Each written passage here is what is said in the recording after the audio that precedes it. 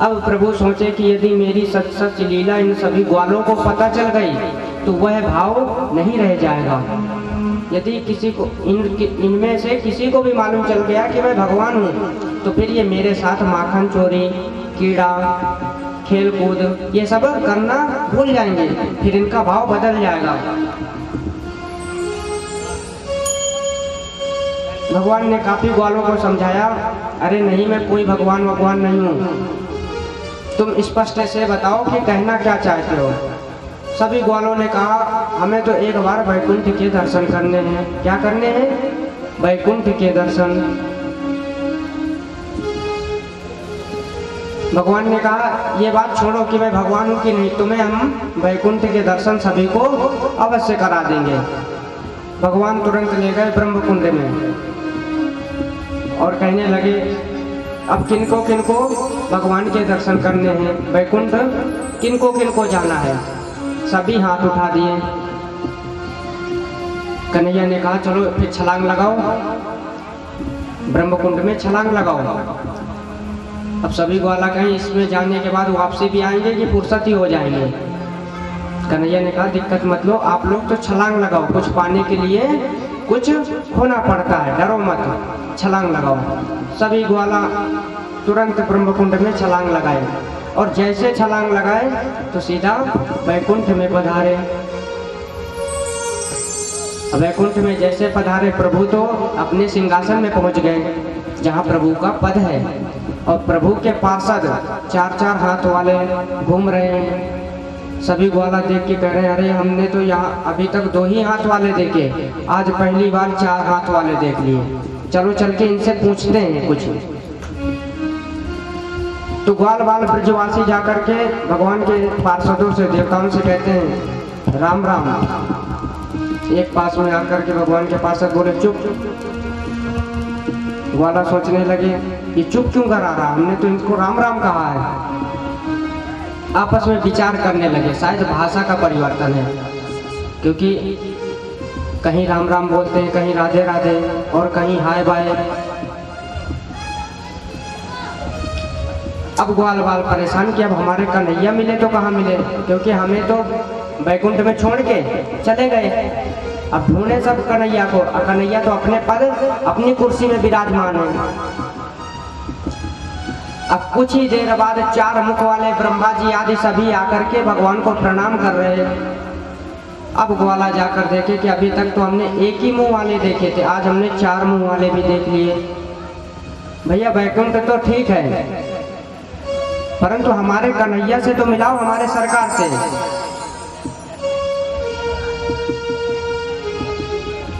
तुरंत भगवान के पास ले गए, परंतु जितने भी दरबार में सेवक खड़े हैं कोई मिलने नहीं दे रहे। भगवान अपना एक रूप वहां पर रखे और तुरंत ग्वालों को लेकर के ब्रज धाम में आया। बोले वृंदावन धाम की। अब भगवान ने कहा, ब्रजवासी बताओ कैसा है वैकुंठ। सब ब्रजवासी कह दिए, सब खराब है। क्यों? वैकुंठ के लिए तो सब तरसते हैं, इसलिए खराब है। हमने वहाँ सबसे बोला राम राम, परंतु कोई हमारे जवाब को उत्तर नहीं दे रहे और ऊपर से कह रहे चुप, उल्टा जो बोला। आगे, यहाँ तो तू हमारे साथ खेल रहा कन्हैया लाला, यहाँ तो तू हमारे साथ खेल रहा, चोरी कर रहे माखन की, हर एक चीज साथ में कर रहे हैं, किंतु वहाँ तेरे से कोई मिलने ही नहीं दे रहा। ऐसा वैकुंठ हमें नहीं चाहिए, तू तो यही ब्रज धाम में रहे। भगवान ने सभी को समझाया। समय आया, कहते हैं वैकुंठ में भगवान सभी देवगण आदि को सभी को नचाते हैं। वैकुंठ में भगवान जब अपने पद पर बैठते हैं तो सभी देवगण भगवान के बताए हुए मार्ग पे चलते हैं कि किसको क्या करना है, किसको कहाँ क्या जरूरत है। किंतु वृंदावन में गोपियां छाछ और दही के बल पे भगवान को नृत्य कराते हैं, भगवान को नचाती हैं। इतने सुंदर भगवान है। अपने भक्तों की एवं अपने ग्वालों की मनोकामना पूर्ण करने के लिए भगवान नृत्य कर रहे हैं। जो भगवान देवगण आदि वैकुंठ में सब उनके पास नाचते हैं, किंतु आज छाछ और दही के बल पे गोपियां भगवान को नचाती हैं। बोलिए माखन चोर भगवान की, जोर से बोलिए माखन चोर भगवान की, और जोर से वृंदावन बिहारी लाल की जय।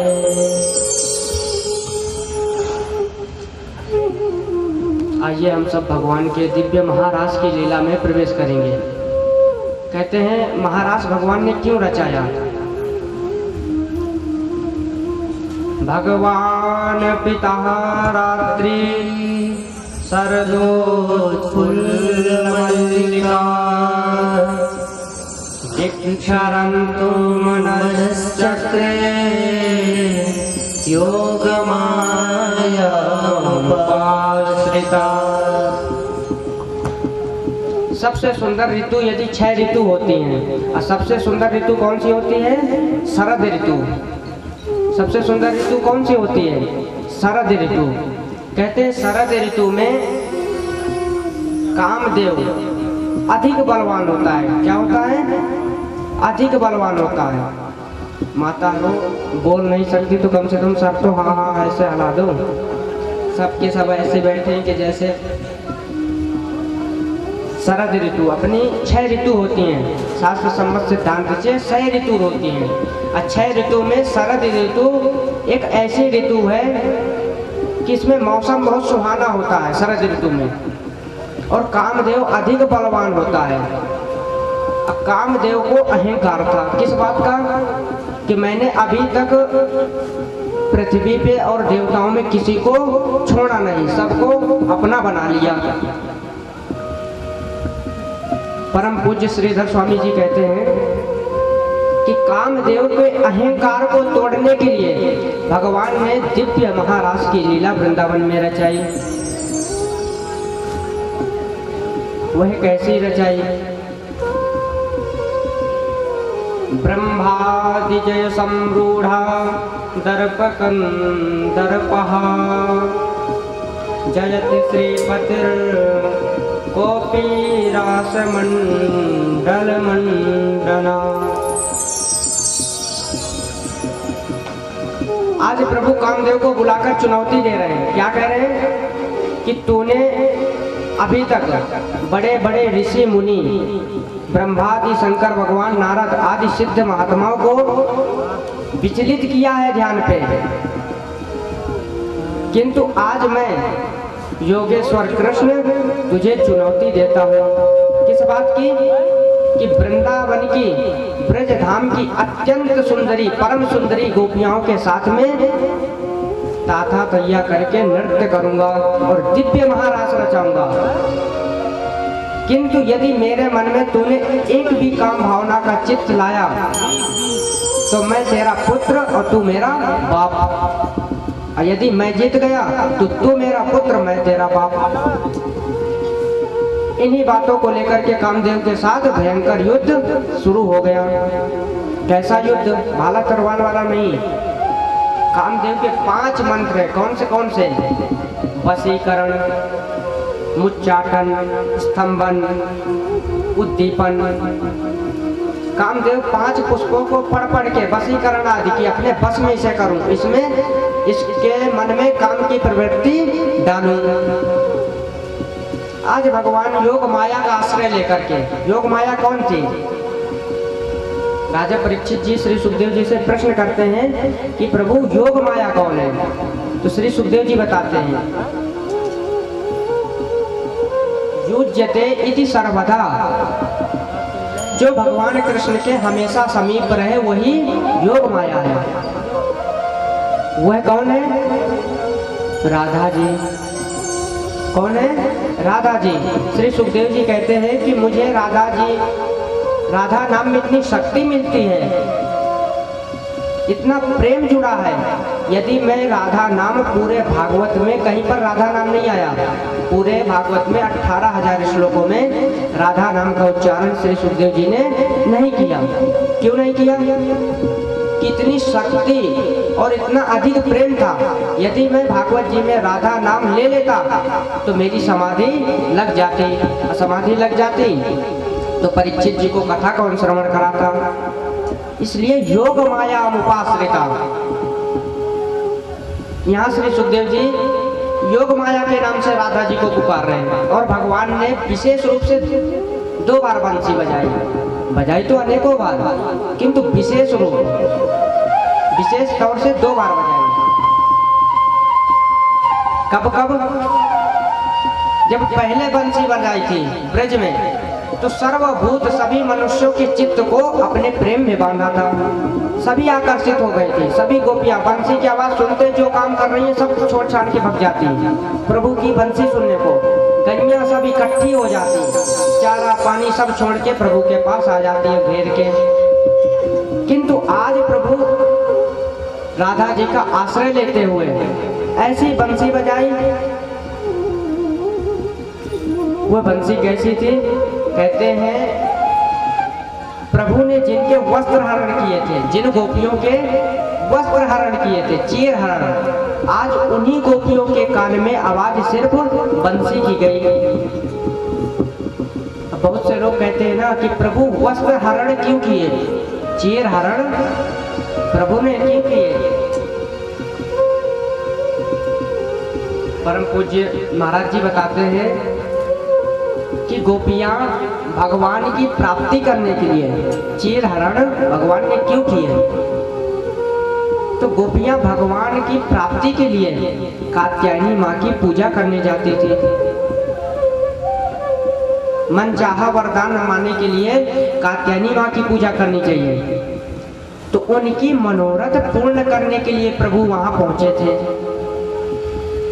यदि हम मानवीय दृष्टि से देखें तो प्रभु कितने वर्ष के थे जब वस्त्र चीर हरण किए थे? 6 वर्ष के। कितने? जोर से और जोर से। 6 वर्ष के। 6 वर्ष का बच्चा परम निष्काम होता है, उसे कुछ नहीं मालूम होता। एक संत ये भी कहते हैं कि गोपियां नग्न अवस्था में स्नान कर रही थी तो प्रभु ने उनको सबक सिखाने के लिए कि आगे ये परंपरा ना चली आए कि तालाब में कोई, नदियों में, गंगा आदि सभी नदियों में कोई भी स्नान ऐसे नग्न अवस्था में करे। इस परंपरा को ना चलने के लिए प्रभु ने वस्त्र हरण किए थे। एक संत ये भी कहते हैं कि जल दूषित हो रहा था। क्या जल? वरुण भगवान गुस्सा हो रहे थे तो ये सबक सिखाने के लिए प्रभु ने वस्त्र हरण किए थे। अब जैसे प्रभु ने सुंदर बंसी का आंदोलन किया, बजाई, वैसे जिन जिन गोपियों के कानों में आवाज पड़ी, कोई खाना बना रहे थे, कोई काजल कर लगा रही थी, कोई गैया धो रही थी, कोई वस्त्र पहन रहे थे। जैसे बंसी की आवाज सुनी तो सब काम धाम सब धाए तुरंत प्रभु के पास दौड़ी दौड़ी पहुंच गई। अब प्रभु ने नियम रखा क्या कि 7 भूमिकाओं को जो पार करेगा वही रास में प्रवेश पाएगा। सभी लोग एक बार प्रेम से बोलिए जय श्री राधे। वे 7 भूमिका कौन सी है कि प्रथम सुने भागवत भक्त मुखवाणी। भगवान का भक्त हो, भागवत कथा सुनने में निपुण हो, कहीं पर भी हो बिना बुलाए कथा श्रवण करने अवश्य जाना चाहिए। गुरु का आश्रय लिया हो, गुरु दीक्षा ली हो और इंद्रियों को जीतने वाला हो। इंद्रियों के राजा कौन है? मन। कौन है? मन।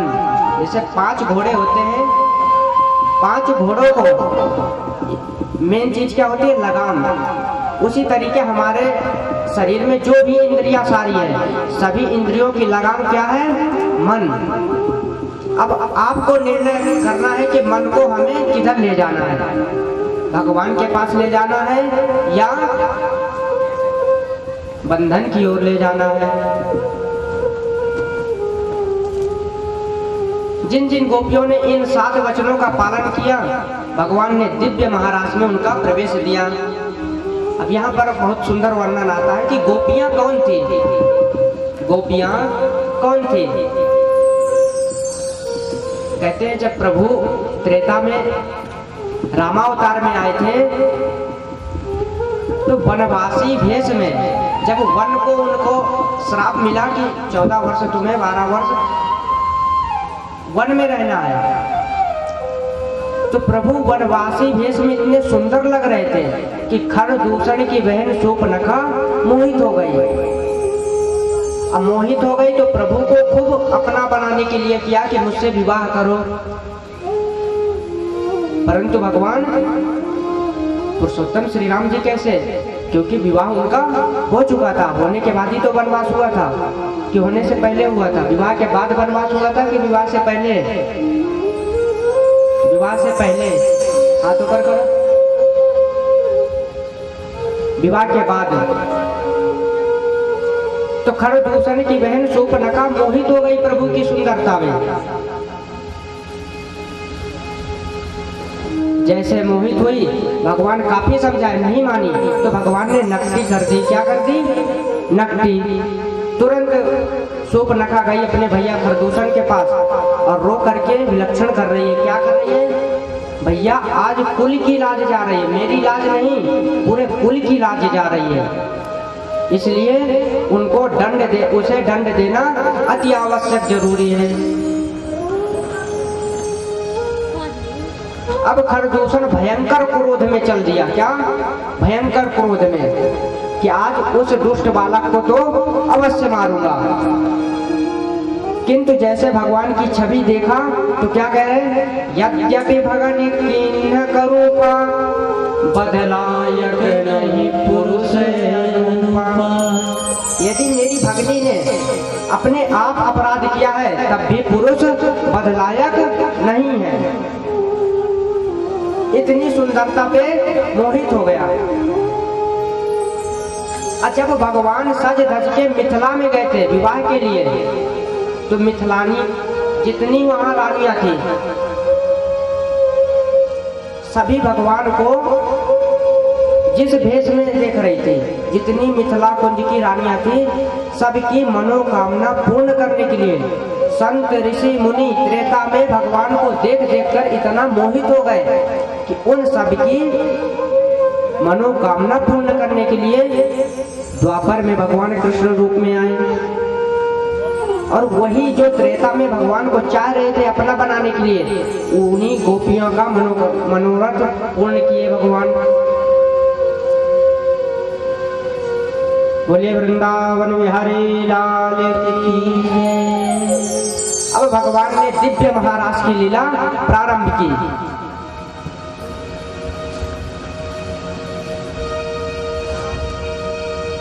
कहते हैं गोपियों से भगवान इतना प्रेम कर रहे हैं कि गोपियों की चोटी प्रभु को करके बांध रहे हैं।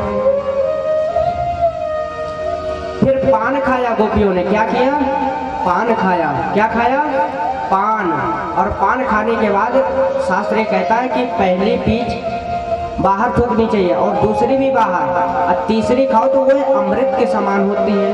पान भी खाने का बहुत सुंदर विधान है, परंतु ये गुटखा नहीं, पान, असली वाला पान की तो मर्यादा चली जा गई। तो जब गोपियों ने पान खाया तो बाहर थूकने के लिए जा रही थी, तो प्रभु जाने नहीं दे रहे। करें गोपियां तुम नहीं जाओगे, तुम मेरे हाथ में थूको और मैं जाऊंगा डालना। प्रभु ने हाथ में गोपियों का थूक लेकर के जा रहे हैं बाहर फेंकने के लिए। और जितनी गोपियां थी रास में, प्रभु ने उतने रूप बना लिए। कितने? जितनी गोपियां थी रास में। अब गोपियों के साथ में दिव्य रास रच रहा। आइए सुंदर सा भजन गाते हुए, हम रास में तो नहीं पहुंच सकते, किरण तो मानसिक मन से तो पहुंच सकते हैं ना। तो कौन कौन नहीं जाना चाहता? आप मत जाना। भगवान के दिव्य रास का गान करेंगे, सभी लोग भजन को गाएंगे, ऐसे बैठे नहीं रहना मुझे। दिव्य भगवान के महाराज में प्रवेश करेंगे और तदुपरांत सुंदर सुंदर लीलाओं का वर्णन है। भगवान का विवाह उत्सव है, 2-4 दिन की और कथा है, इसके बाद फिर सबको अपने अपने काम में लगना है। इसलिए मन लगा के देखो, पीछे चल रही मीटिंग, कोई बात नहीं। बोले वृंदावन बिहारी लाल की गोकुल में देखो, वृंदावन में देखो रे, गोकुल में देखो, वृंदावन में देखो रे, मुरली बाजे रे श्याम राधा ओ श्याम से राधा गोकुल में देखो, वृंदावन में देखो, गोकुल में देखो, वृंदावन में देखो, मुरली बाजे रे श्याम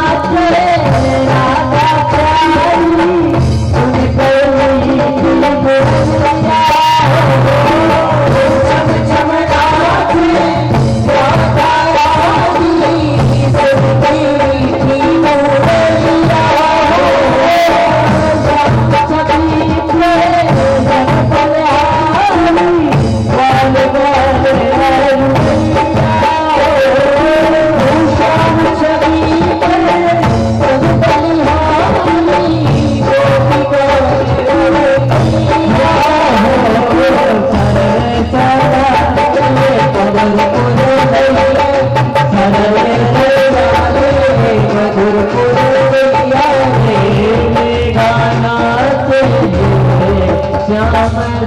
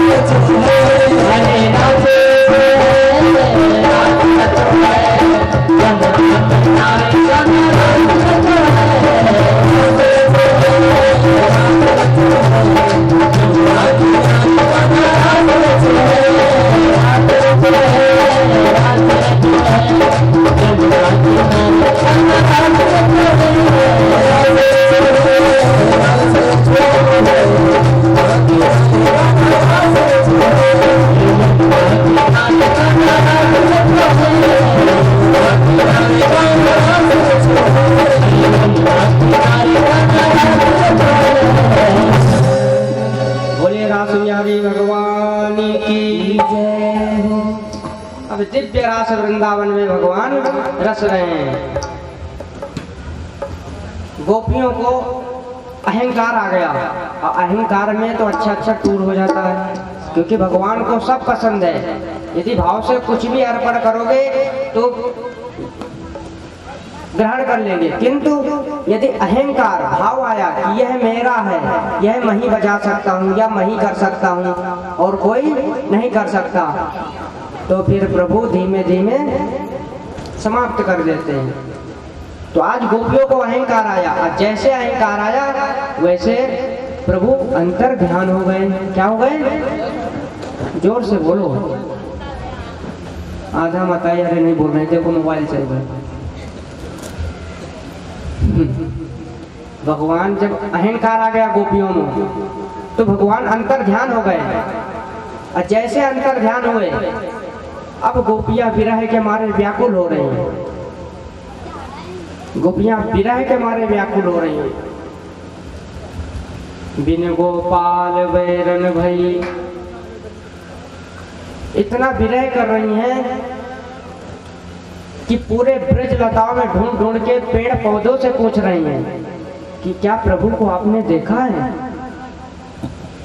हमारे सामने सलोने सरकार कहाँ गए? और विरह के मारे गोपी गीत गा रही हैं। इस गोपी गीत में बता रही हैं गोपियां कि सृजत इंद्रिया, ये इंद्रियां व्याकुल है प्रभु, आपके जब तक दर्शन नहीं हो जाएंगे इन इंद्रियों को बल नहीं मिलेंगे।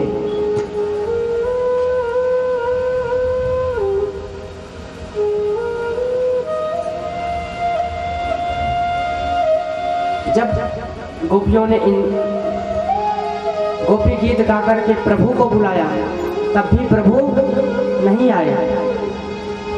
जब प्रभु नहीं आए तो गोपियों ने संकल्प ले लिया, क्या कि अब जब तक भगवान आ नहीं जाएंगे और जब तक प्रभु के दर्शन नहीं हो जाएंगे, तब तक हम ना कुछ खाएंगे, ना पिएंगे, ना कुछ करेंगे तो क्या, सिर्फ रोना रोना। गोपियां बैठ के विरह के मारे व्याकुल हो रही हैं, रो रही हैं। जब ऐसा संकल्प ले लिया कि अब हम कुछ नहीं खान पियन करेंगे, तब रास बिहारी भगवान तासामां विरबू छोरी स्मयमान मुखाम्बुजा पीताम्बरधरा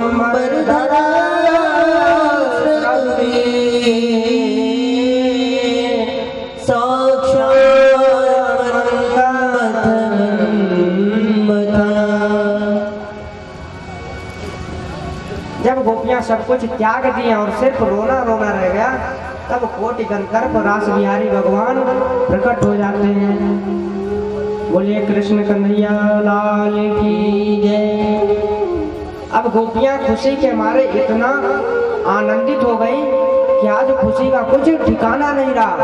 कोई तो गोपी जाके प्रभु के चरणों से लिपट गई, कोई गले से लिपट गई, और कोई गोपी आंख में बंद कर लिया प्रभु को, छवि को बसा करके प्रभु से बात कर रही कि ऐसी क्या गलती हमसे हो गई थी, आप क्यों चले गए थे।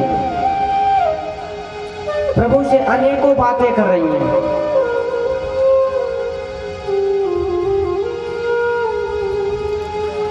भगवान ने पुनः महाराज का जब गोपियों के अहंकार को बताया कि गोपियां अहंकार में, रावण को अहंकार था, चोर हो गया, उससे बड़ा विद्वान ज्ञानी कोई नहीं था, किंतु रावण को अहंकार आया जिन जिनको भी अहंकार आया वो पानी में मिल गया है।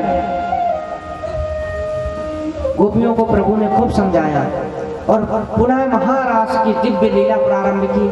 और जब महारास रचा तो काशी में जैसे भोले बाबा को पता चला कि हमारे प्रभु सामने सरोने सरकार महारास रचा रहे हैं, क्या रचा रहे हैं? महारास।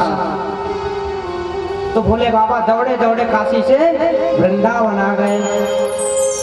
तो वृंदावन आकर के क्या करते हैं, गोपियों के झुंड में अंदर जाने की कोशिश करने लगते हैं। तुरंत एक गोपी ने हाथ पकड़ लिया, अरे बाबा तुम कहाँ जा रहे हो? यहाँ महाराज में दाढ़ी मूछ वालों का काम नहीं है। भोले बाबा हाथ जोड़ के निवेदन कर रहे हैं, देवी मैं भी बहुत सुंदर नाच लेता हूँ, एक बार अवसर तो दो। गोपियों ने कहा, ये जंगल दिख रहा वृंदावन का? हाँ दिख रहा है, कहीं पर भी नाचो जाके, यहाँ से 1 2 3 हो। अब भोले बाबा सोचे ऐसे काम नहीं बनने वाला, कुछ चतुराई करनी पड़ेगी। तुरंत भोले बाबा जटाओं को खोले और यमुना स्नान किए। स्नान करके पहन के लहंगा चुनरी धस धस के गोपियों के झुंड में जाकर के रास में प्रवेश हो गए। कोई गोपी तो पहचान नहीं पाई, किंतु जैसे प्रभु की नजर पड़ी तुरंत प्रभु पहचान गए कि काशी से हमारे अधिष्ठाता आ गए। तुरंत भगवान नाम रख दिए और जोर से जयकारा लगाए, बोलिए गोपेश्वर भगवान की जय। तो आज भी वृंदावन में भगवान शंकर 16 श्रृंगार में गोपेश्वर भगवान के नाम से पूजे जाते हैं। वृंदावन में देखा होगा आपने, दर्शन किया होगा, पूरा श्रृंगार चढ़ता है। ऐसी ऐसी दिव्य लीला भगवान ने महाराज की जब महाराज भगवान ने पुण्य किया तो कामदेव आकर के चिल्ला करके, जिस कामदेव को अहंकार था, आज वही कामदेव प्रभु के पास आकर के हाथ जोड़ के कहता है, प्रभु मैं हार गया। क्या कहता है? मैं हार गया। आज सभी देवता, भगवान, मनुष्य गण आदि सभी में आप ही ऐसे हैं जो काम को जीत लिए हैं। यानी ब्रह्मा जी भी नहीं बचे, भगवान शंकर जी भी नहीं बचे, नारद जैसे सिद्ध महात्मा को मोहिनी बंदर के रूप में दौड़ाया। इसलिए मुझे माफ करो, मेरा जो अहंकार था वह टूट गया। भगवान ने कहा माफ किया, किंतु तुम्हें आना तो जरूर पड़ेगा हमारा पुत्र बनके। तभी रुक्मणी के गर्भ से प्रथम पुत्र प्रद्युम्न के नाम से कामदेव ही जन्म लेता है। आगे कथा आएगी। ऐसे दिव्य महाराज की लीला भगवान ने रची। कंस मामा को उधर चैन नहीं है। कंस मामा ने तुरंत केसी नाम का दैत्य भेज दिया कि जाओ जल्दी से मेरे भांजों को ठिकाने लगा के आओ। और यहाँ प्रभु कह रहे हैं तुम आते रहो और मैंने दवाई रख रखी, सबको लाइन से खिलाता रहूंगा। केसी क्या घोड़ा बनकर आया, माया भी था। केसी दैत्य माया भी था और घोड़ा बनकर आया। और प्रभु को मारने को जैसे बढ़ा, प्रभु ने एक ही मुक्का में गोविंदाय नमो नमः। फिर भी कंस मामा को चैन नहीं पड़ी। तुरंत अरिष्टासुर भेज दिया कि जाओ जल्दी से तुम भी खबर लेकर आओ, अपना जीवन विवाह तुम भी समाप्त करा के आओ। अरिष्टासुर बैल बनकर आया। क्या मैया क्या बनकर आया? बैल। और बैल बनकर आया तो प्रभु को मारने को कोशिश किया। और जैसे मारने को कोशिश किया, प्रभु ने पैर पकड़ के अरिष्टासुर को भी ठिकाने लगाया। गोविंदाय नमो नमः। अब कुछ संत ऐसा कहते हैं कि बैल बछड़ा तो धर्म का रूप है, प्रभु आपने बैल को क्यों मारा?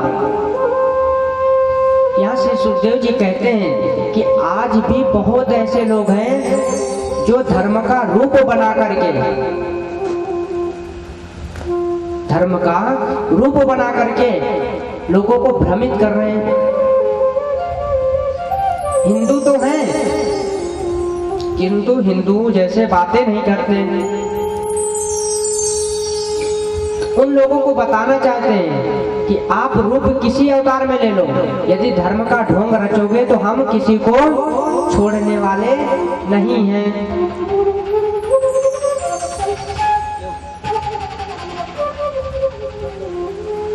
भगवान ने किसी का भी उद्धार किया, और जब अरिष्टासुर उद्धार हो गया तो अब कंस को बेचैनी पड़ी। क्या पड़ी?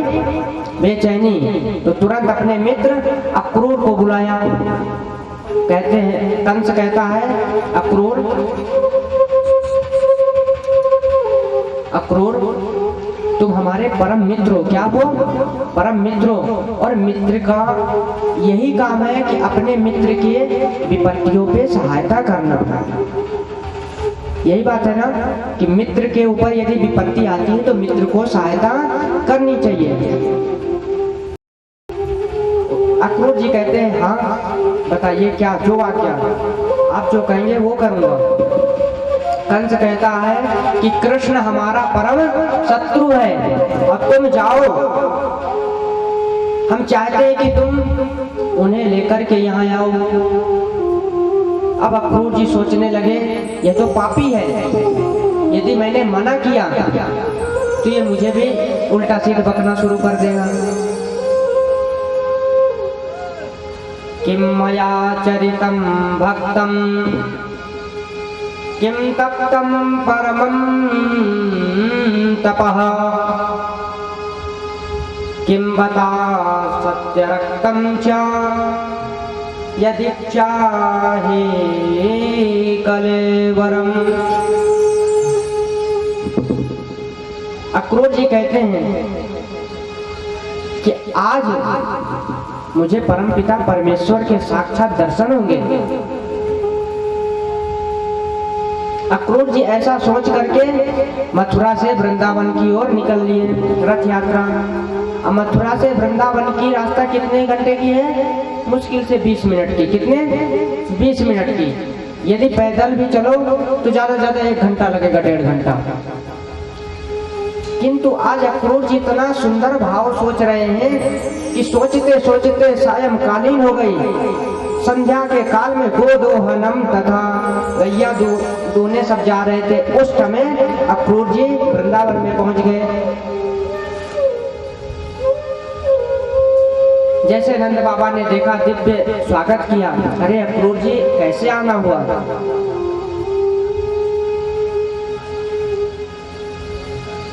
यशोदा मैया ने दिव्य भोजन प्रसाद बना करके अक्रूर जी को भोजन कराने जैसे बैठा ली, वैसे आ गए भगवान, दोनों भैया दाऊ और बलदाऊ।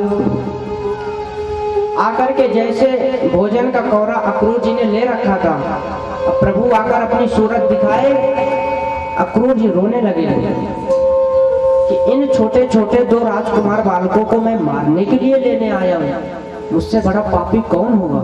और खाना को छोड़कर भाग गए। कहाँ भागे? गौशाला में जाके एकांत में रो रहे हैं आज अक्रूर जी।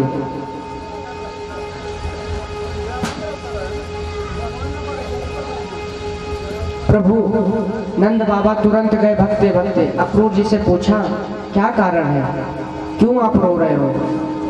अक्रूर जी कह रहे हैं, यदि नंद बाबा आपको वह कारण पता चल गया तो आप भी अपने आप को रोक नहीं पाओगे रोने से। नंद बाबा कह रहे हैं, ऐसा कौन सा कारण है? अक्रूर जी कहते हैं, लो सुनना चाहते हो तो सुन लो। ये जो कृष्ण है ना, हाँ हाँ, वो तुम्हारा पुत्र नहीं है। नंद बाबा कह रहे हैं, कैसी बात कर रहे हो? सावधान हो गए नंद बाबा। अरे अक्रूर, तुम कैसी बात कर रहे हो? कृष्ण मेरा पुत्र नहीं है तो किसका है? अक्रूर जी कह रहे हैं, ये देवकी का पुत्र है, ये तुम्हारा पुत्र नहीं है। इतना सुनते नंद बाबा रोने लग गए। बहुत बड़ा, इतना बड़ा बोझा उनके ऊपर ऐसा गिरा कि रोने लग गए। जिस प्रभु के जन्म उत्सव में न जानी क्या क्या लुटा दिए, न जानी कितना लाड प्यार कर रहे हैं, अचानक आज पता चल जाए कि वह मेरा पुत्र नहीं है, किसी और का है, तो पिता के दिल में क्या गुजरेगी। अक्रूर जी से हाथ जोड़ के नंद बाबा कहते हैं, अक्रूर तुमने मुझसे तो बता दिया, किंतु यशोदा मैया से मत बताना। यदि तुमने यशोदा मैया को बताया तो वह जीते जीते मर जाएगी।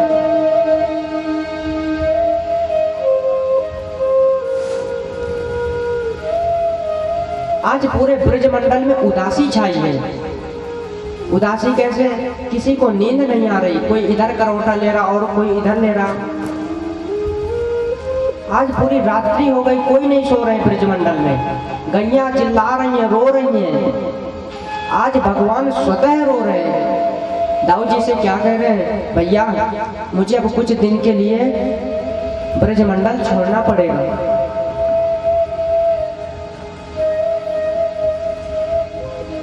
ऐसा सुंदर भाव रखते हुए भगवान प्रातः कालीन हुई।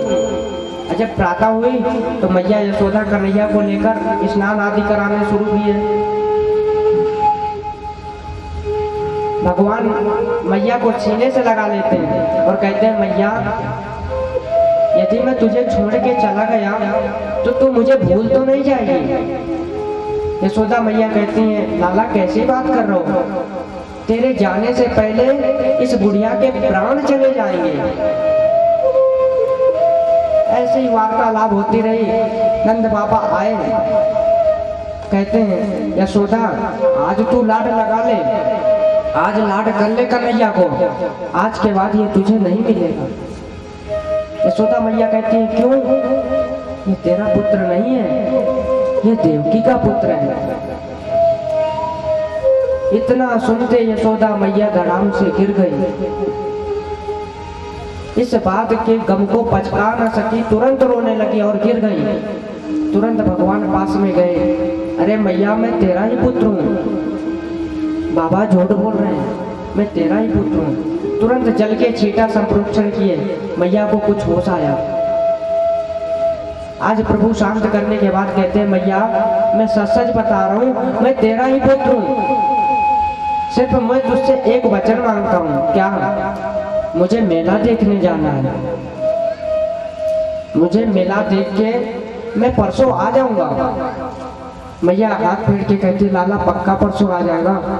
भगवान कहते, हाँ मैया पक्का परसों आ जाऊंगा। जब भगवान वहां से विदा मांगकर चलने लगते हैं तो नंद बाबा से कहते हैं, बाबा तुमसे हाथ जोड़ के निवेदन है, मेरे जाने के बाद ब्रजमंडल एवं माँ यशोदा सभी का ध्यान रखना। नंद बाबा कह रहे, तुम त्रेता में आए थे तो तुम्हारे वियोग में दशरथ के प्राण चले गए थे, किंतु आज तुम्हारे वियोग में मेरे प्राण चले जाएंगे। भगवान ने सौगंध दे दी कि बाबा तुमने ऐसा विचार भी यदि मन में लाए तो बहुत अनर्थ हो जाएगा। भगवान आज सबको शांत कर रहे हैं नंबर से। और जैसे नीचे गए रथ में बैठने के लिए तो सभी गोपियां घेरे रथ को खड़ी हैं और हाथ में सबके क्या है? तलवार। प्रभु से कह रहे, पहले ये तलवार पकड़ो, जाने से पहले हमारा गला काट दो, फिर जाना यहाँ से। भगवान गोपियों को बहुत समझा रहे हैं, अरे गोपी मैं परसों पक्का आ जाऊंगा मथुरा का मेला देखकर। श्री धामा मधुमंगल आदि सभी ग्वाला उमड़ पड़े, कन्हैया तेरा भरोसा नहीं है, तूने जीवन भर पता नहीं कितने झूठ बोले हैं अभी, इसलिए हम भी तेरे साथ कहाँ चलेंगे? मथुरा का मेला देखने हम भी चलेंगे। कन्हैया ने कहा, अच्छा चलो ठीक है, तुम्हें चलना है तो तुम लोग हमारे साथ चलो। श्री दामा मधुमंगल आदि सभी ग्वालों को प्रभु लिए और अक्रूर जी के साथ वृंदावन की मथुरा की ओर प्रस्थान कर गए। बोले वृंदावन बिहारी लाल की। अब जैसे प्रभु मथुरा के लिए प्रस्थान किए तो रास्ते में यमुना स्नान किए तो अक्रूर जी प्रभु को रोक लिए कि प्रभु मेरा घर पास में ही है, आपके चरण मेरे घर में पड़ेंगे तो मेरा घर धन्य हो जाएगा, इसलिए आप पहले मेरे घर पे अवश्य चलिए। प्रभु ने समझाया कि पहले मामा के पास, मामा का निमंत्रण आया है, इसलिए मामा के पास जाना अति आवश्यक है, और फिर आपके घर भी चलेंगे। अहो विदातस्तमनं क्वचित् दया संयोज्य मित्राणि।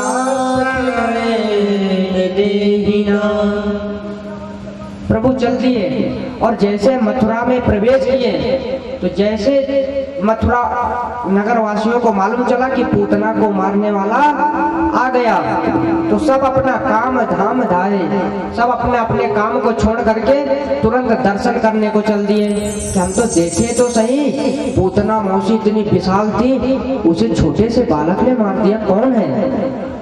सब दूर से प्रभु को देख रहे। आगे बढ़े प्रभु, चलते चलते रास्ते में एक धोबी मिला। प्रभु धोबी से हाथ जोड़कर कह रहे हैं, धोबी भैया, ये जो आपने वस्त्र ले रखे हैं ये बहुत सुंदर लग रहे हैं, यदि आपकी अनुमति हो तो हमारे ग्वाला वाला सब कह रहे हैं कि इन्हें भी वस्त्र दे दो। जैसे वस्त्र देने का नाम लिया, धोबी तो उमड़ पड़ा, जंगली पशु तुझे पता नहीं है यह महाराज कंस के वस्त्र हैं।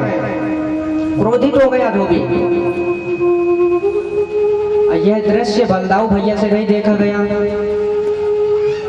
त्रेता में बलदाऊ भैया कौन थे? लक्ष्मण जी। त्रेता में बलदाऊ भैया कौन थे? लक्ष्मण जी। तो त्रेता में आपने रामायण देखी होगी, कितना क्रोधित है लक्ष्मण भगवान। तो आज तुरंत बोल पड़े बलदाऊ भैया कि अरे इस धोबी के गुस्सा बहुत आ रहा है, भैया इसको कुछ तो करना पड़ेगा। भगवान कहते जरूर, अवश्य। प्रभु पास में गए और ऐसा चाटा मारा कि गोविंदाय नमो नमः, और तुरंत सभी वस्त्र लिए, सभी ग्वालों को वितरण कर दिए कि जिसके जो मन भाए पहनो जल्दी जल्दी, और सब पहन लिए। अब महाराज कंस के वस्त्र थे, पहन तो लिए, परंतु जिस रास्ते से जाए तो वहां झाड़ू लगाने की जरूरत ही नहीं, रास्ता अपने मन से सफा हो जाए। क्यों? ग्वाल वाल कहाँ छोटे छोटे और कहाँ कंस हट्ठा गट्ठा।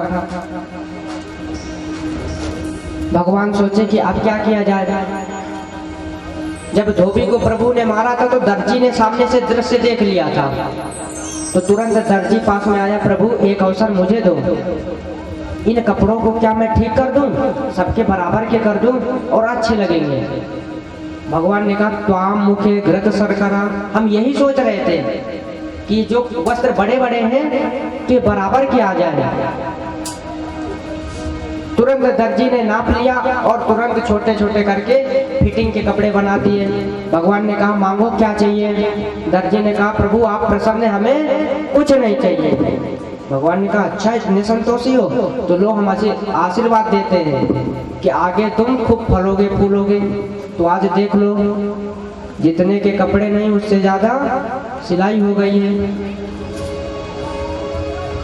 100 रुपए के कपड़े होंगे तो पहले कह देगा 150 चाहिए, मत तो सिलाओ, नहीं सिलाने तो रास्ता नापो। तो भगवान का आशीर्वाद है, आज दर्जी फल फूल रहे। और आगे आने पर समय भागवत जी पे वर्णन है, जो रामचरितमानस में वर्णन है, ये लास्ट दिन बताएंगे कि कितना सुंदर वर्णन है कि आगे कैसा टाइम आने वाला है। आगे बढ़े प्रभु तो ततस्तु रामनो माली भवनम मालाकारश्च जगमधु। सामने दामिनी माली का घर आया। माली ने भगवान का माल्यार्पण करके दिव्य स्वागत किया। अब ग्वाल बाल सज गए, ड्रेस भी सेटिंग की हो गई और साथ में माला भी हो गई। भगवान ने माली को वरदान दिया कि तुम्हें भक्ति का वरदान। भक्ति का वरदान देने के बाद जैसे प्रभु आगे बढ़े तो प्रभु ग्वाल वाला से कहते हैं, कहो ग्वाल वाल, कहो बात की कमी तो नहीं है। ग्वाल वाल कह रहे कमी तो नहीं, बस एक ही कमी है, कहा कि हम ब्रजवासियों के मस्तक पे चंदन होना जरूरी है। इतने में प्रभु ने सामने से देखा कि एक कुबड़ी सी औरत आ रही है, तो प्रभु ने उसे आवाज लगाई, अरे ओ सुंदरी। अब कुब्जा सोचे मुझ कुबड़ी को सुंदरी कौन कह रहा। तुरंत कुब्जा पीछे मुड़ के देखा तो माधव खड़े। माधव के पास गई कुब्जा और हाथ जोड़ के कहती है, आपने मुझे क्या आवाज दिया। प्रभु ने कहा, हाँ। आप अपना परिचय बताएंगे। प्रभु कह रहे कुब्जा से, क्या आप अपना परिचय बताएंगे। तो कुब्जा कह रहे हैं, दास्यास्महं सुंदर कंस सम्मता त्रिवज्ञनामाय यलुने वरकर्मण। मैं त्रिवक्या कुब्जा हूँ और मेरे हाथ का चंदन प्रभु महाराज कंस को बहुत पसंद है, तो मैं दरबार में चंदन की सेवा करने जा रही हूँ। क्या चंदन की सेवा करने जा रही हूँ। भगवान ने कहा, मामा की बहुत सेवा कर ली, आज हमारी सेवा कर दो। अब कुब्जा तो प्रसन्न ही हो गई थी, क्योंकि इतने वस्त्र सुंदर लग रहे थे, माला वगैरह, और साथ में बस चंदन की कमी थी। तुरंत कुब्जा प्रसन्न हो गई और अपने हाथ से लेपन कर दी भगवान के मस्तक में। सभी ग्वाल वालों के मस्तक पे चंदन लगा दिया। अब ग्वाल बाल कह रहे, लाला प्रभु फिरी का चंदन घिस रघुनंदन, ये काम मत करना। अब चंदन उन्होंने लगाया तो कम से कम उन्हें भी तो कुछ प्रसाद दे दो। भगवान ने कहा, अच्छा। भगवान ने तुरंत कुब्जा के अंगूठे को अपने चरणार बिंद से दबाया, अपने पैरों से दबाया, और एक हाथ ठोड़ी में लगाया और एक हाथ कवर में, और लगा करके एक झटका दिए। जैसे झटका दिए, मुकुंद स्पर्शनात् सत्यो बभूव प्रमदोत्तमः। भगवान की स्पर्श मात्र से और एक झटका लगाने से कुब्जा त्रिवक्य सुंदरी, एकदम छैल छबीली छोरी भगवान ने बना दी। अब कुब्जा हाथ पकड़ के प्रभु को रोक रही थी, आपने इतना सब कुछ किया, पहले मेरे घर चलो। भगवान ने समझाया, समय अनुसार आपके घर भी आएंगे, किंतु अभी पहले मामा के पास जाने दो, क्योंकि देर लपेट हो रही है। अब जैसे प्रभु आगे बढ़े तो कंस के दरबार में विशाल धनुष रखा था। क्या विशाल धनुष। भगवान दाऊ भैया से पूछ रहे कि क्या दाऊ भैया इस धनुष को उठा के देखूं, इसमें वजन है कि नहीं है। दाऊ भैया ने कहा, जरूर चेक करो। भगवान गए, बाएं हाथ से उठाए और दाहिने हाथ से करेणवामेन सलिलम मुद्यकम तोड़ दिए। जैसे धनुष टूटा, जैसे कंस ने आवाज सुना धनुष टूटने की, तो कंस का सिंहासन डोल गया, क्योंकि गर्ग संगीता में वर्णन आता हुआ धनुष कोई साधारण चीज नहीं थी। परशुराम जी ने कंस को दिया था कि ये धनुष, इसको कोई पृथ्वी पर तोड़ नहीं पाएगा, और जो तोड़ देगा वो तुझे छोड़ेगा नहीं। अब कंस डरा गया, जीवन बीमा तो समाप्त, अब दोबारा कराना पड़ेगा जीवन बीमा। सैनिकों ने सुना, आदेश दिया, टूट पड़ो बच्चे इन बालकों पे। प्रभु ने सबको एक एक से ठिकाने लगाए।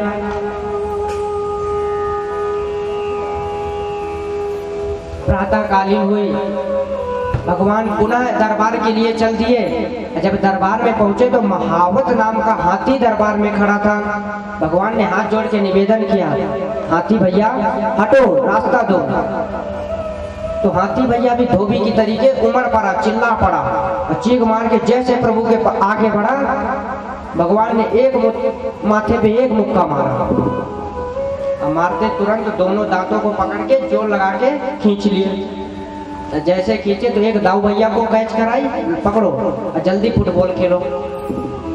वो धुलाई हाथी की कि 10-5 मिनट में गोविंदाय नमो नमः। हाथी को मारे। जैसे भगवान अंदर प्रवेश किए दरबार में, तो वहां बहुत लोग थे। कंस का दरबार था, अनेकों लोग बैठे हैं। भगवान को देख रहे अपनी अपनी दृष्टि से। जिनकी रही भावना जैसी प्रभु मूर्ति देखी तिन तैसी। जिनकी जैसी भावना रही।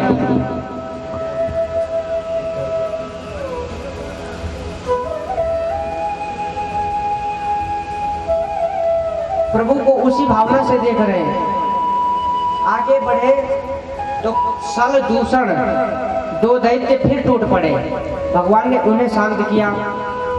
फिर भले चारुण और मुष्टिक नाम के कंस के 5 मल्ल प्रमुख थे, बॉडीगार्ड। कंस के 5 बहुत पास वाले बॉडीगार्ड थे। भगवान ने चारुण को भी लगाया ठिकाना और बलदाऊ भैया ने एक मुष्टिका से मुष्टिका को भी ठिकाने लगा दिए। और जब कंस के 5 मल्ल मारे गए तो कंस घबरा गया और कंस का संतुलन बिगड़ गया। तुरंत चिल्ला दिया, पकड़ो इसे, तो आज अपने हाथ से मैं मारूंगा और इसके बाप मातारी को मारूंगा और अब साथ में अपने बाप को भी मारूंगा। अब भगवान समझ गए कि कंस का संतुलन बिगड़ चुका। तुरंत भगवान ऐसी एक छलांग लगाई कि उसी के सिंहासन में पहुंच गए। और सिंहासन में पहुंचे, प्रगई है कैसे सु चलग्रा किरीटमं निपात्य लंगो परिदुंगा मंचा। तुरंत केशों को पकड़ा प्रभु ने। कंस के केश को पकड़कर ध्यान दिलाया कि तूने मेरी माँ देवकी के केस पकड़कर जमीन पे पटका था, आज उसी का पुत्र देवकी नंदन उसी चीज का बदला लेने तेरे सम्मुख खड़ा है। भगवान ने जब इन कंस को केस पकड़कर जैसे पटका, कंस का भी जीवन विवाह समाप्त कर दिया। गोविंदाय नमो नमः। वसुदेव सुदं देवं कंस चारूणमर्दनं देवकी परमानंदं कृष्णं वंदे जगद्गुरुम्। कंस के 8 भाई और थे। भगवान के ऊपर 8 टूट पड़े। भगवान ने 8 को सिखाने लगाया। जिनको जिनको मारते जा रहे सबको अपने धाम में भेजते जा रहे हैं। अब कंस की पत्नी अस्थि और प्राप्ति रो रही हैं। भगवान ने काफी समझाया, मामी ये तो विधि का विधान है। मामा जल्दी मचा रहे थे, हमें तो कोई जरूरी नहीं, उन्होंने ही भेजा था क्रोध को लेने के लिए। तो विधि का विधान तो टाल नहीं सकते, इसलिए परेशान मत हो। जो विधान है, जिसको जाना है, कब कैसे जाना है, वो तो जाकर ही रहेगा। काफी समझाया।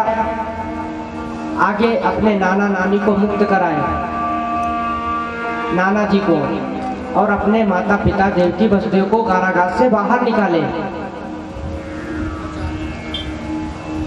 नाना जी को पुनः मथुरा के राज्य सिंहासन में सुशोभित करके राज्य अभिषेक कर दिए। राज्य अभिषेक करके भगवान ने मथुरा की यह लीला विश्राम की। विश्राम करने के बाद भगवान गुरुकुल में जाते हैं, जो एक शास्त्र कहता है कि बच्चे का विधि विधान पूर्वक यज्ञोपवीत संस्कार आदि सब होना चाहिए। आज भगवान गुरुकुल में पहुंच गए और गुरुकुल में बलदाऊ जी के साथ, सुदामा जी के साथ आदि सभी ग्वालों के साथ में वेद वेदांत योग आदि 64 कलाओं की दीक्षा शिक्षा ले रहे हैं। किनसे? संदीपनी ऋषि से। भगवान के गुरु कौन थे? संदीपनी ऋषि। कौन थे? संदीपनी ऋषि।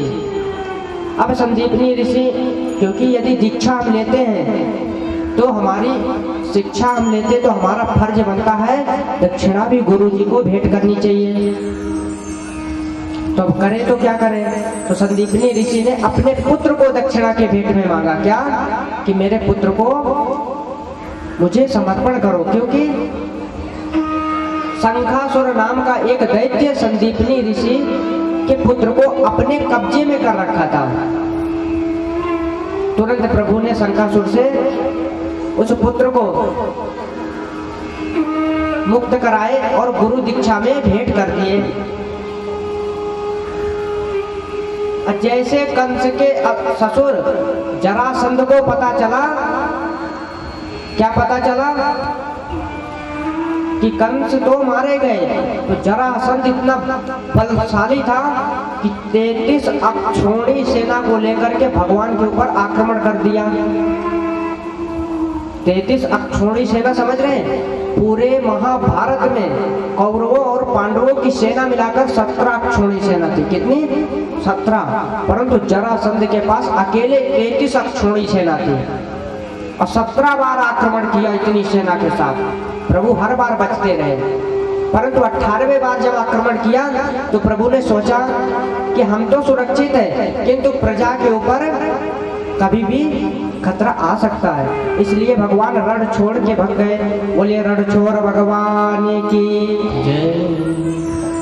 अब भगवान गुरुकुल से ही उद्धव जी को भेज रहे हैं कि उद्धव तुम ब्रज में जाओ, क्योंकि उद्धव मोहे ब्रज बिसरत नाहि, मुझे ब्रज बिसरता नहीं है, क्योंकि ब्रज में गोपियां नंद बाबा यशोदा मैया मुझे याद करते हैं। तो जब मेरा भक्त मुझे याद करता है तो मेरा मन नहीं लगता।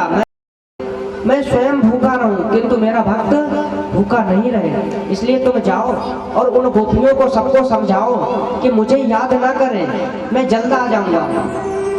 अक्रूर जी कह रहे मैं जा तो रहा हूं किंतु 2 दिन के बाद तुरंत आ जाऊंगा। क्या? 2 दिन के बाद तुरंत आ जाऊंगा। भगवान ने कहा वो तो समय बताएगा, तुम जाओ तो सही। भगवान ने तुरंत अपना पीताम्बर, क्या पीताम्बर उड़ा दिए कि शायद तुम्हारे ऊपर भरोसा करे कि नहीं, किंतु मेरा पीताम्बर होगा तो तुम्हें जरूर पहचान लेंगे। अब अक्रूर जी जैसे ब्रज में पहुंचे, नंद बाबा आदि से बात बताने लगे कि हाँ, नंद बाबा पूछ रहे हैं क्या भगवान कन्हैया लाला हमें भी याद करता है? अक्रूर जी सबकी सुन रहे हैं और सबको बता रहे हैं, यशोदा मैया आदि को सबको बोध दिला रहे हैं कि वो तुम्हें बहुत याद करते हैं कन्हैया। और जैसे गोपियों के पास पहुंचे भगवान, तो गोपियां रो रही हैं, रोते रोते प्रभु से कह रही हैं कि जैसे एक भौरा होता है वो पुष्प में बैठ जाता है और पुष्प की खुशबू सुगंध को लेकर के चला जाता है,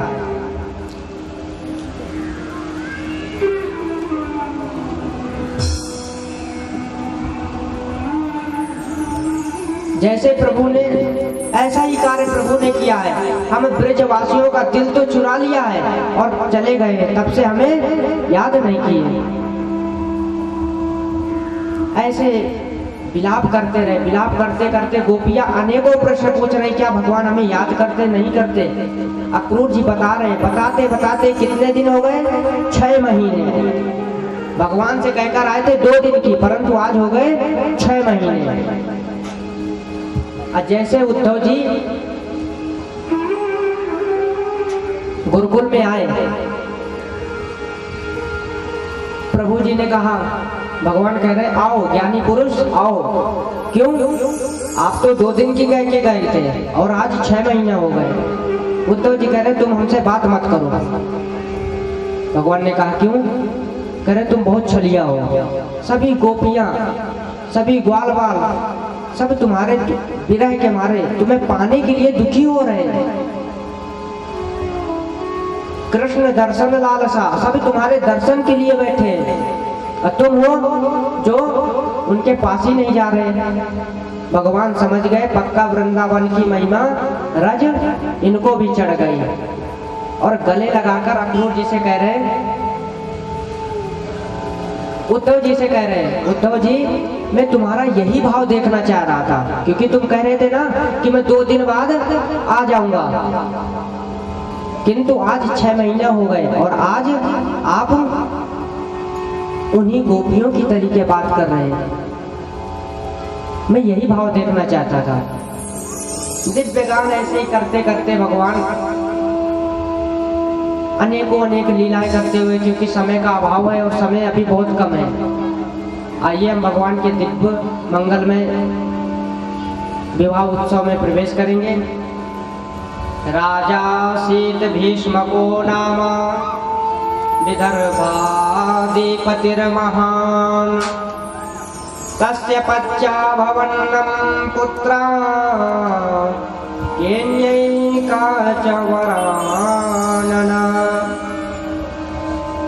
राजा भीष्मक ने अपने पुत्री रुक्मिणी का विवाह करने के लिए तय कर लिया। किनके साथ? कृष्ण कन्हैया। और जैसे आकर के यह समाचार अपने पुत्रों को बताया। पुत्र कितने थे राजा भीष्मक के? 5 कि पुत्र मैंने सोच लिया है अपनी पुत्री रुक्मिणी का विवाह कृष्ण कन्हैया के साथ में। तो बड़ा पुत्र बिगड़ पड़ा। क्या कह रहा? उस रणछोड़ के साथ में जो रणभूमि को छोड़कर भाग गया, मैं कदापि नहीं करने दूंगा। भीष्मक राजा ने कहा तो तुम ही बताओ किनके साथ करें। तो रुक्मिणी जाकर पूरे में सलाह करता और ढूंढता है, और ढूंढने के बाद अंत में आकर प्रभु से कहता है सिंधु नरेश पुत्र शिशुपाल के साथ शादी फिक्स हो गई।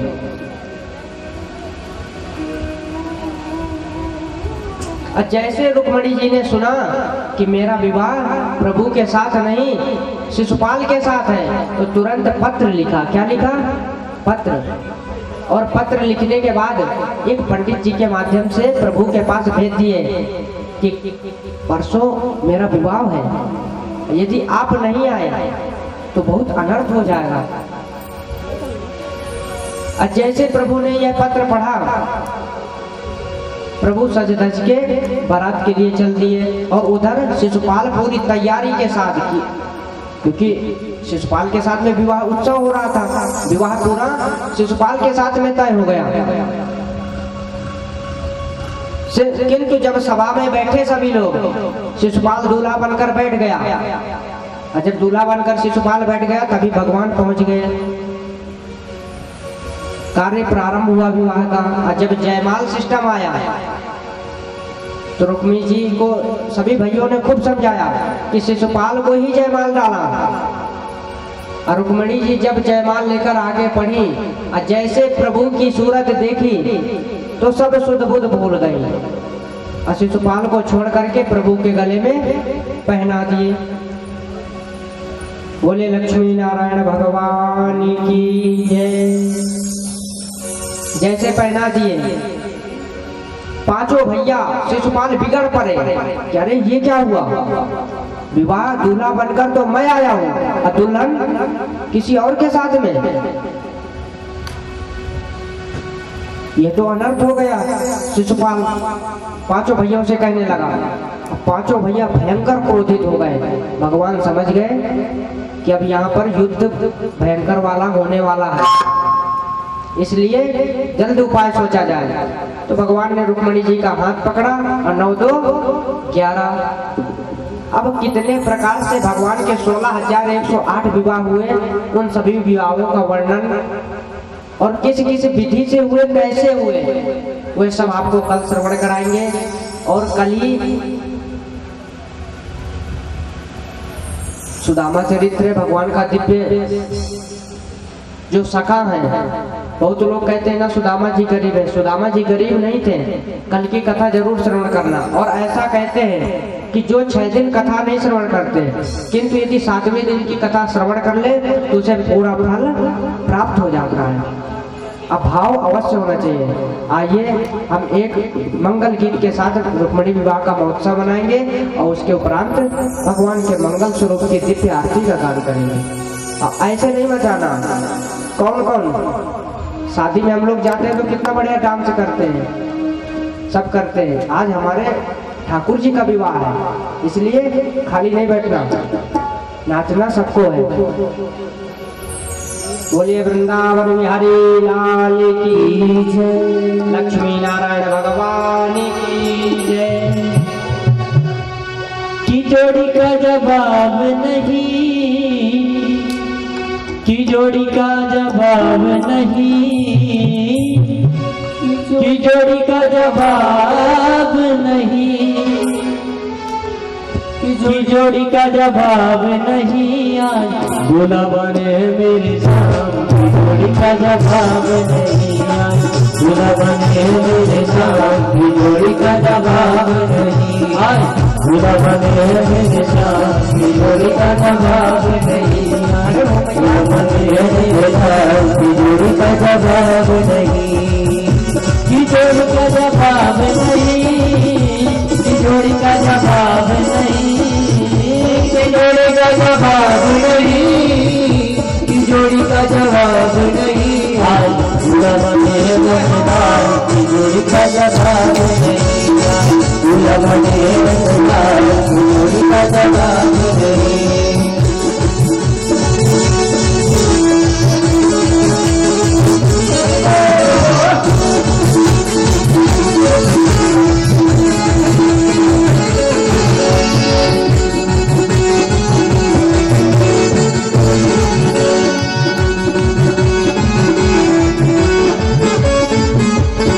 रुकमणि कुंडल कोरबी हमारी रुकमणि कुंडल कोरबी हमारी रुकमणि कुंडल कोरबी हमारी रुकमणि कुंडल कोरबी अरे हमारी रुकमणि कुंडल कोरबी हमारी रुकमणि कुंडल कोरबी कुंडल कोरबी कुंडल कोरबी कुंडल कोरबी कुंडल कोरबी हमारी रुकमणि कुंडल कोरबी हमारी रुकमणि और अरे नंदी गाँव नंदी गाँव जोड़ी का जवाब नहीं झूला बने जोड़ी का जवाब नहीं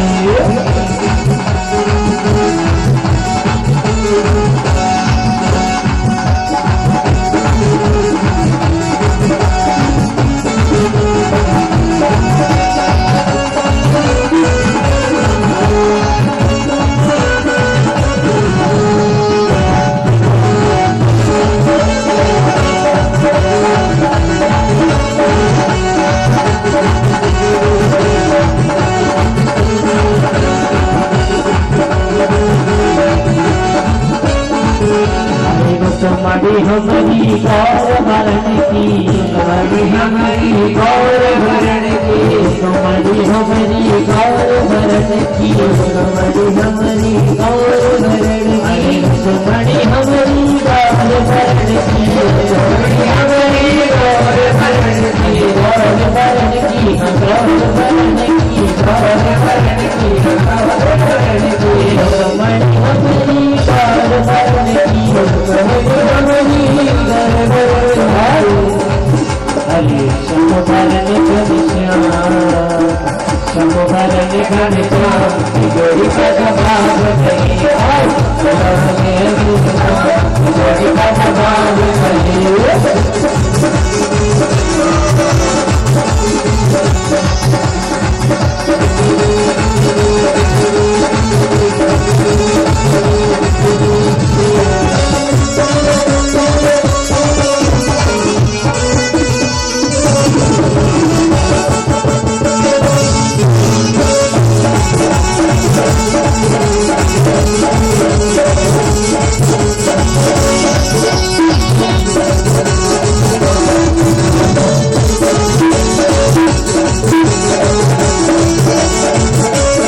रुकमणि पहले लाल चुनरिया रुकमणि पहले लाल चुनरिया रुकमणि पहले लाल चुनरिया रुकमणि पहले लाल चुनरिया रुकमणि पहले लाल चुनरिया रुकमणि पहले लाल चुनरिया लाल चुनरिया लाल चुनरिया लाल चुनरिया लाल चुनरिया रुकमणि पहले लाल चुनरिया रुकमणि पहले लाल चुनरिया पीतांबर घनश्याम जोड़ी का जवाब नहीं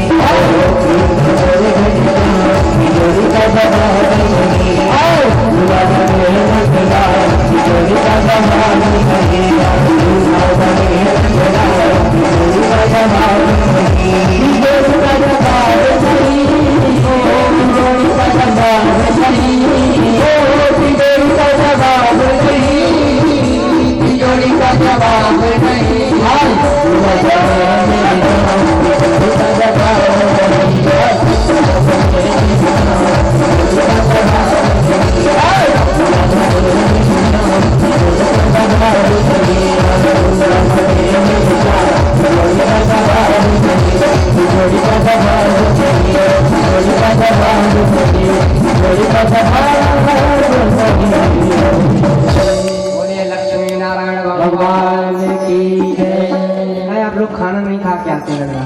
ब्रत कल खुल गया कि नहीं खुला? आज खुला होगा, कल है पारायण शायद। बात जोर से बोलो, लक्ष्मी नारायण भगवान की जय। परीक्षित जी महाराज की जय जय श्री राधे। आइए भगवान के दिव्य मंगलमय स्वरूप की आरती करेंगे और उसके बाद पुनः कल सभी माताओं को चावल जरूर लेकर आने, क्योंकि सुदामा चरित्र है, और दिव्य टाइम लेकर आना, क्योंकि कल नवरात्रि पूर्ण हो जाएगी। उसके बाद 2 दिन तक लगातार हमारे परम पूज्य भ्राता श्री आपको कथा रसपान कराते रहेंगे। बोलिए वृंदावन बिहारी लाल की।